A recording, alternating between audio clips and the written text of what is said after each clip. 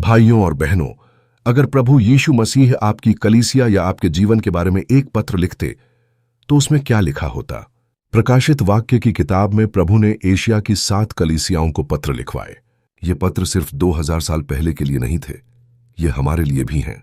आज हम 7 कलीसियाओं से सीखेंगे कि प्रभु हमसे क्या चाहता है। पहली इफिसुस की कलीसिया, उसने पहला प्रेम खो दिया। प्रकाशित वाक्य 2 का 1 से 7 पद तक जब हम पढ़ते हैं कि इफिसुस की कलीसिया बहुत मेहनती थी। वे बुराई से नफरत करते थे, झूठे शिक्षकों को पहचानते थे, लेकिन यीशु ने कहा, तूने अपना पहला प्रेम छोड़ दिया है। भाइयों और बहनों, सोचिए, जब हम नए नए विश्वास में आते हैं तो कितनी आग होती है, लेकिन धीरे धीरे वह ठंडी पड़ जाती है। प्रभु कहता है, याद कर तू कहां से गिरा है और मन फिरा।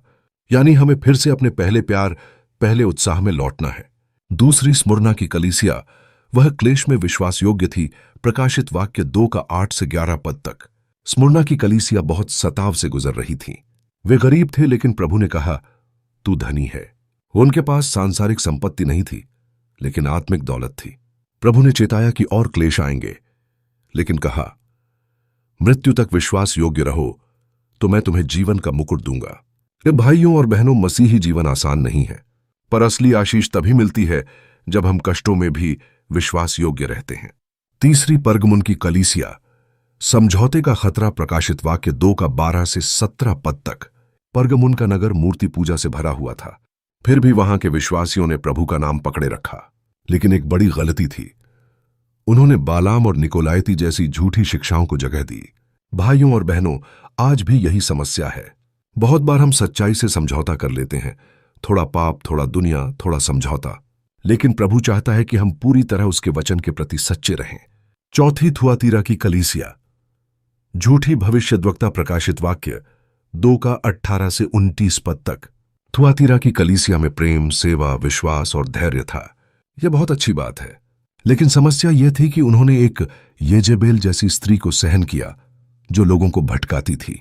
भाइयों और बहनों, प्रेम के नाम पर हम पाप और झूठी शिक्षा को सहन नहीं कर सकते। प्रेम जरूरी है, लेकिन सच्चाई और पवित्रता भी उतनी ही जरूरी है। पांचवीं सरदिस की कलीसिया, नाम से जीवित, वास्तव में मृत। प्रकाशित वाक्य 3 का 1 से 6 पद तक। सरदिस की कलीसिया बाहर से तो जीवित और बड़ी लगती थी, लेकिन अंदर से मरी हुई थी। प्रभु ने कहा, तेरा नाम तो है कि तू जीवित है, पर तू मरा हुआ है।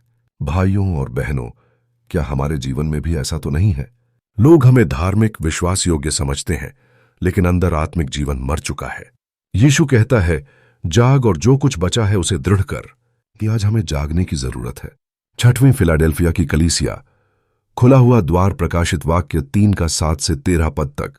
फिलाडेल्फिया की कलीसिया छोटी और कमजोर थी, लेकिन प्रभु ने कहा, तेरे पास थोड़ी शक्ति है, तूने मेरे वचन का पालन किया है और मेरे नाम से इनकार नहीं किया। वो प्रभु ने उन्हें खुला हुआ द्वार दिया जिसे कोई बंद नहीं कर सकता। भाइयों और बहनों, प्रभु को हमारी ताकत नहीं, हमारी विश्वास योग्यता चाहिए। अगर हम छोटे से छोटे काम में भी विश्वास योग्य हैं तो प्रभु हमें बड़ी आशीष देता है।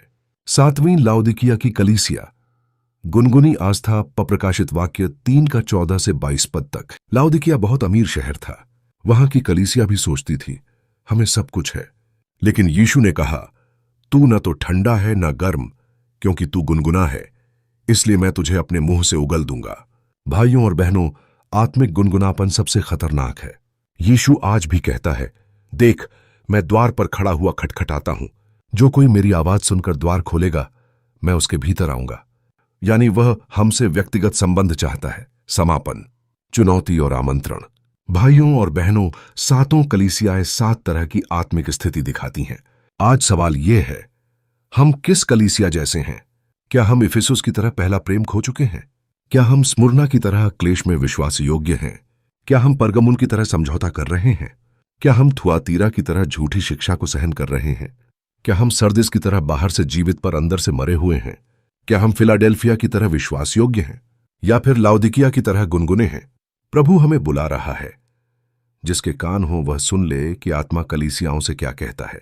आज हम अपने दिल की जांच करें और प्रभु से कहें, प्रभु, मुझे नया कर, मुझे पहला प्रेम वापस दे, मुझे गुनगुना न रहने दे। मैं तेरा विश्वास योग्य दास बनना चाहता हूं। और याद रखो, हर विजेता को प्रभु अनंत जीवन का पुरस्कार देगा। आमीन।